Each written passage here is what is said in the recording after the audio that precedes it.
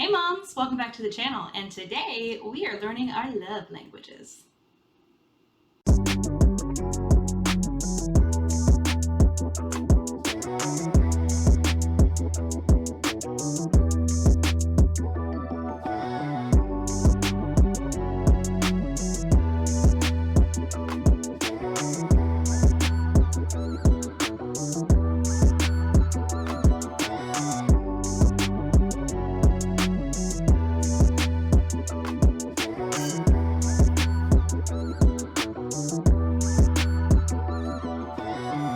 Yeah, so first of all, it is 4th of July night. So if you hear some pops, it's not gunshots, it's fireworks. It's fireworks. My husband and his best friend are outside doing some, and then so are our neighbors, so we'll hear those periodically. We are not going to react to them, but just so you know, if you hear weird sounds. We're going to try really hard not to. Yeah, some of them have been kind of loud, but for the most part, like we're getting kind of used to hearing them, so I just wanted to say. Like that one. Yeah, so we actually, our guys have already done their love language, so we'll talk about that, I guess, at the end when we start doing results. But essentially, Melinda and I have conversations all the time about everyday things that have to do with our relationships. And essentially, you know, the older you get, actually, whether you have kids or not, the harder it gets to maintain a relationship, a certain type of relationship, and you kind of have to grow as you grow as a person. And so, and then of course, when you factor in kids, a lot of things change. So we thought it would be, actually Mike thought that it would be a really good idea to do it for a video. And just in case there's, you know, any confusion about why we would do that on the mom channel, maintaining a close relationship with your partner is really important after you have kids, and it's also very difficult. And one of the ways that you can work on staying close and feeling intimate, not necessarily being intimate, but just being closer to this person that you're going on this journey with, is by understanding what their needs are and how they love, and also understanding how you love and what your needs are. So yeah, we're going to take it. Well, yeah, and also Mike and I talked about this, and my love language was probably a little different. What's the year? 12 years ago when we started dating. Yeah. Very different back then. Oh, sure. Than when we got married 4 years after that, and especially now. Yeah. So that evolves. So I feel like you haven't read the book, have you? Nope, I have not read the book. Neither of us have read the book. We'll put a link below. Yeah, but we're going to take the quiz. Yep. And see how that plays out, because it's definitely important. I feel like it's important. Sometimes you don't know, like if you get into arguments, or if you like have disagreements, or you're just not happy with something, maybe you don't know why. And this could help you figure out what is actually bothering you about what's going on in your relationship too. Yeah. So we have it on the little lappy toppy here. And we're gonna go through it and take it together. I'm gonna do it on the laptop. Angel's gonna do it on her phone. Yep. Here we go. Gender. And we are taking the couples one, by the way. There are options. There's even a kids one, but after it's they're for 5. After they're 5. They have to be 5 or older, be able to answer their own questions, basically. So we are taking the couples one. Yep. Gender. We're female. We are age group 25 to 34. Married or in a relationship? Yes. Have you read The 5 Love Languages by Gary Chapman? No, but we will link it below. Question number 1. It is the same question, yes? Yes. I'm just making sure. Yep. All right. It's more meaningful to me when I receive a loving note, text, email for no special reason from my loved one, or my partner and I hug. I would like to get a note. Same. Okay.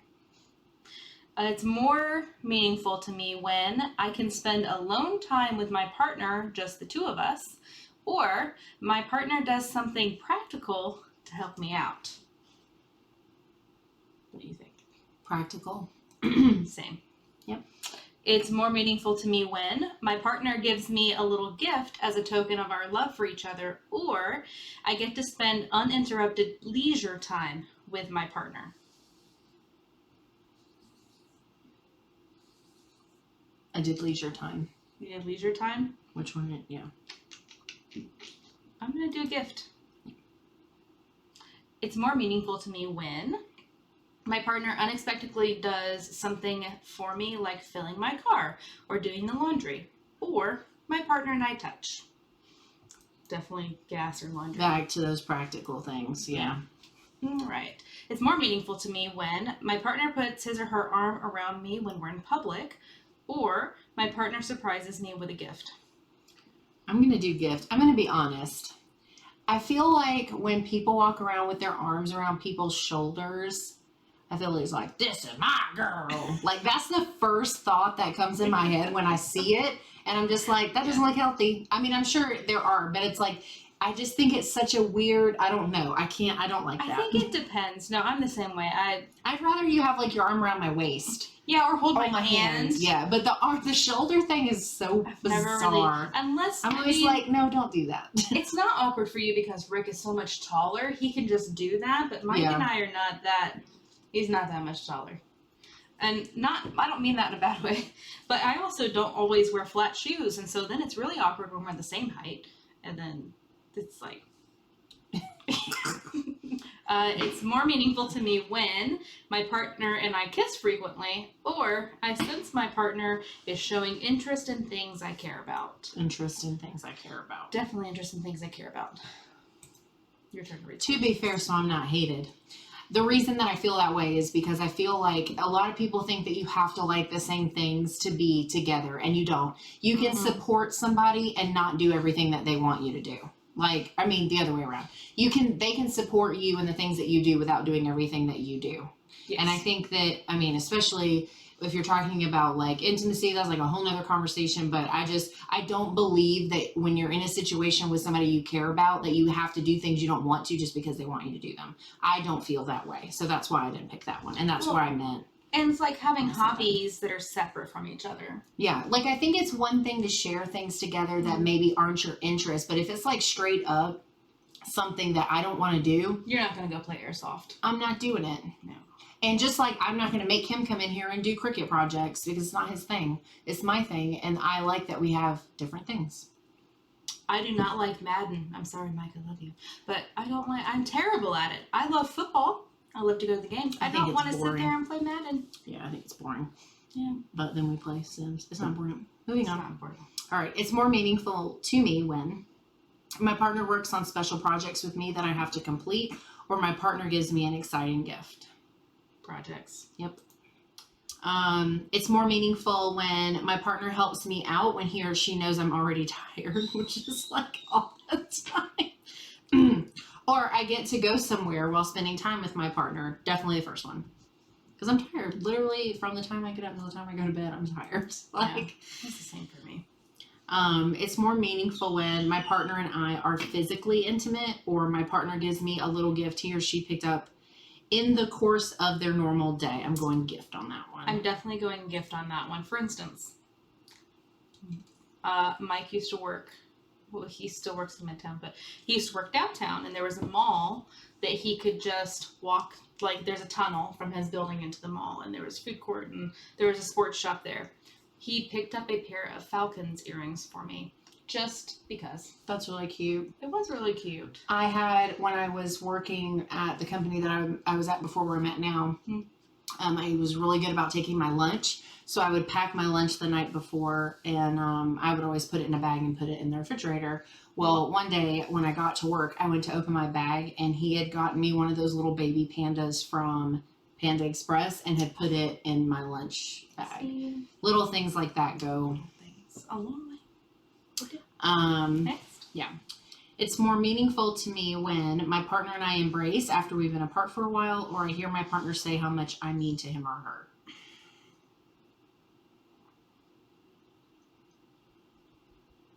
I'm going to go with how much I mean. Yeah, same. That's it. Calculating. All right. Here are our results. My top one is acts of service. Your primary love language is acts of service. We're not going to read all the stuff. No. You should take the test and do it yourself. You should, yes. But that's 33% of mine. And what is yours? Also acts of service, 37%. Yes. And then I have words of affirmation for 27, quality time at 27, receiving gifts 13, and physical touch is 0. Yeah, so my second, my second is quality time at 27%, words of affirmation is 23%, receiving gifts is 10%, and physical touch is 3%. I feel like, because we have taken this previously. Yeah. Mine was not 0% last time I took this for physical touch. Yeah, mine was like 7%. I think when you read them out loud, I really think it takes it does change like how you, but yeah. Now, that is not to say that I do not enjoy physical touch, but it's just not, it just doesn't mean more than other things. That's all it means. Yeah. You know what it is? It's because of the question you answered about through the day. Yeah, because I said it. I don't think you answered it that way. I don't think I did either. A different time. So I don't actually have Rick's results. Like I didn't take. Yes, I did. Yes, you did. You sent it to me. I'm gonna have to find it. Look. We can do Mike's real quick. Yeah. So Mike's was 37% words of affirmation. Quality time was 27. We all had 27% for quality time. I don't know what Rick's is. I don't remember. Physical touch 23%, and then receiving gifts and acts of service is 7% and 7% for him. And you can talk about that for a minute while I try to find the other one. Yeah. Well, and I had asked Mike what he thought mine were, and he did guess correctly that it would be acts of service and words of affirmation. But when we talked about it, he was the one that brought up that it would have been different like 12 years ago. That a lot of that changes, like when we moved in together and we had responsibilities together and just kind of personality evolving over the years. You know, she and I were talking just yesterday about how 21 was so different than 31. For sure. For sure. Like receiving gifts would have been much higher on the list. Words of affirmation and receiving words. gifts. I think mine was words of affirmation, and then we had a family. Yeah. And then that just changed, like, the priorities and the needs changed because, I mean, I thought, I know that mine was words before over the other ones. Yeah. So Rick's words of affirmation, 30%.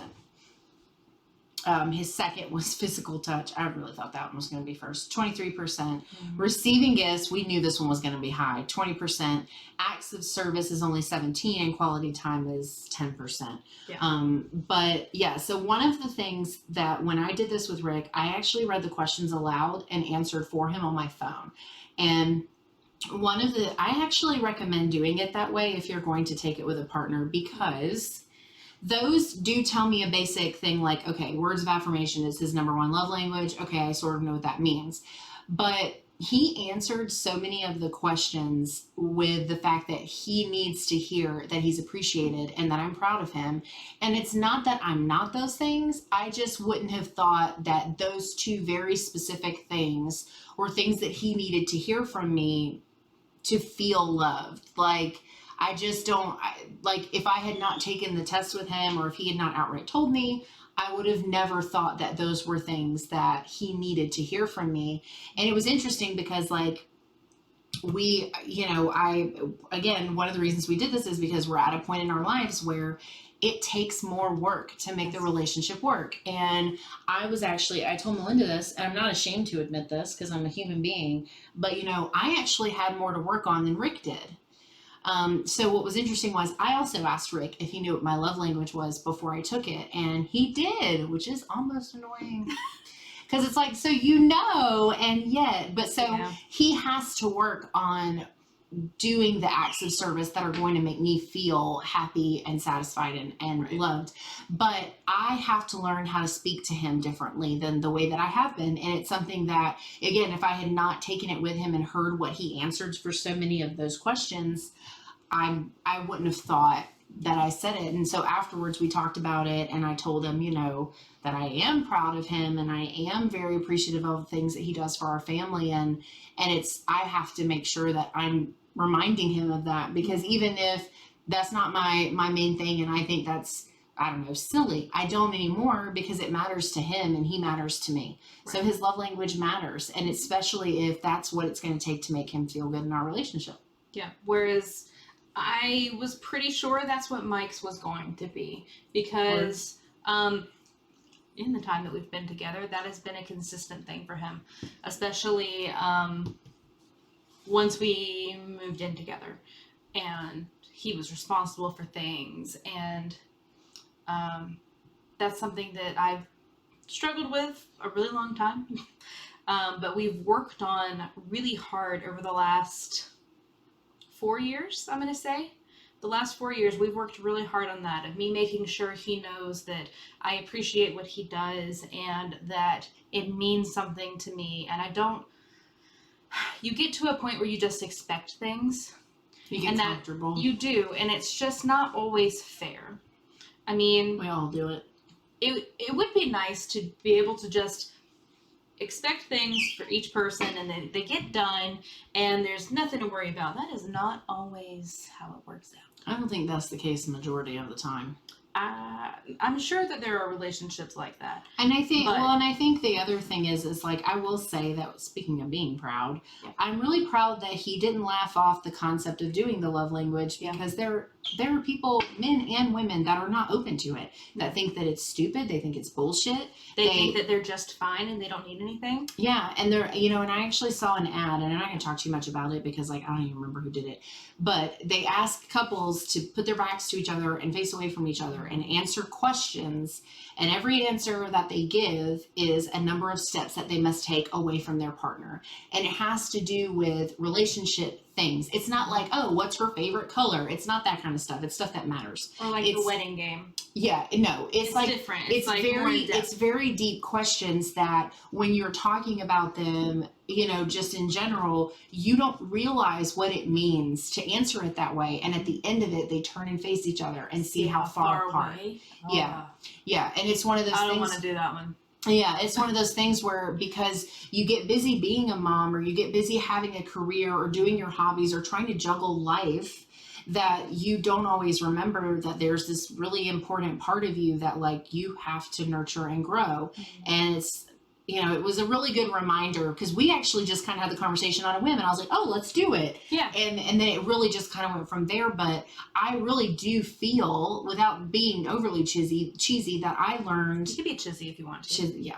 And it's an emotional thing. Mm-hmm. Like without being overly cheesy, like I feel like I learned a lot about the way that Rick perceives how I am with him in regards to our relationship. And I think that it's helped. I mean, we have things that we are always going to have to work on, and there's always going to be things that change and we're going to have to adapt. But that is with everybody. Yeah. But I think this is a really good place to start. Mm-hmm. Really good place to start. Yeah. We can definitely highly recommend taking this. If you don't want to read the book, we didn't read the book, because it does tell you now.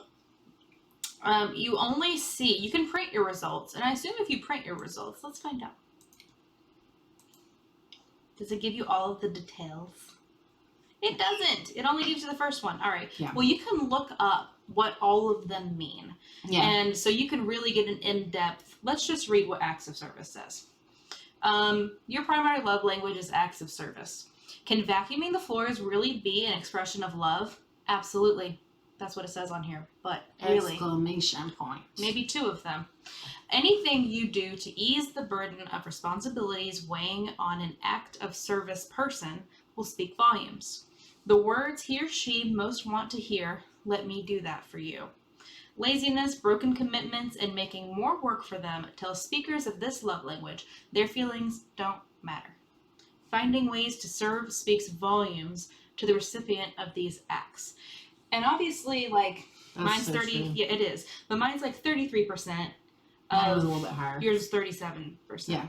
But, like, it's not like our love language is 90% acts of service. Like, do it now. That's not what it's like. It's just that means a little bit more to us. And that hits it right on the head. It does make you feel like you don't matter. Like, how you're feeling doesn't matter. Or, like, what you do doesn't matter. I think that's another one. It's kind of like, this is kind of different, but like when I had that roommate, the one that you like so much, She and her boy, good God, she and her boyfriend went away for the weekend. And I actually spent the entire weekend deep cleaning our apartment. I took the glass out of our coffee table and cleaned everything from top to bottom. And the first night that they came home, when I got up the next morning, they had trashed the downstairs. And it's like, I feel like that kind of falls under it too, because it's just one of the, not that like we were in a relationship, but it's one of those things where it's like when you put in this effort of doing things and it's not reciprocated, then you feel like, well, they just don't give a shit. This would have been probably beneficial for us when we lived together. Because it was the 4 of us that lived together for, I don't know how many years that was. Several years. A few years. 3 years? Something like, it's not important. 3. Yeah, but like, 3. This would have been helpful. Probably. Even, yeah, because I mean, this isn't just intimate relationships. I think, I think this works for friendships too. Mm-hmm. I mean, I would agree with that. There is a singles version of it. So they should have like a best friends version. Yeah, I think it's similar. I mean, I think it would. We haven't taken that one, but I mean, definitely check it out. Highly recommend. Yeah. And visit the link below. Yeah. Do this with your partner. If you think it's going to be beneficial for you to read the questions out loud to each other and answer them, do it. I recommend it. For sure. I think Mike just went ahead and did it because I asked him and he had already done it apparently. But I think you guys still talked about it afterwards. Talking about it together afterwards matters as well, I think. To make sure that you understand, like, and I think reading about the different ones, some of them are not as black and white as they appear. Mm-hmm. Like, words of affirmation is not just being told that you love somebody, telling someone that you love them. Like, some of them actually have like a little more depth than what they appear at first glance. So I definitely think you should look into what they mean. I think even the receiving gifts one, like, is deeper. It's deeper than just buy me something pretty. I require gifts. You know, it's not like that. Yeah, no. But anyways, that's those are our love languages, and we hope you enjoyed this video. Learned something about us that maybe you didn't know before. And again, check the link out. Do this with your partner or your friends. Make sure you like this video, subscribe to the channel, hit the bell icon so that you share it. You share it if you want to. Please share it. Hit the bell icon so you get notified as soon as we release other videos like this. Follow us on social media at Momestly on Instagram, Facebook, and Twitter. Sounds dirty when you say it like that. It does, doesn't it? You're welcome. On that note, bye. Okay, bye.